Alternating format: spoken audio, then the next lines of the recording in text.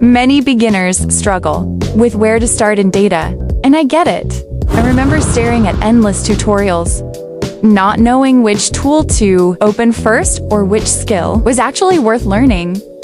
Starting your journey in data doesn't mean learning everything at once. It means building strong foundations, step by step, so you don't burn out. Before you even begin with Excel. Master basic formulas, charts, and data cleaning. Learn how to ask questions directly from raw data. Then explore visualization tools like Tableau or Power BI to bring your insights to life.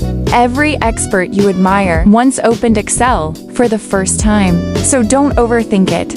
Start small. Don't forget to like, subscribe at Ruthie.D.analyst.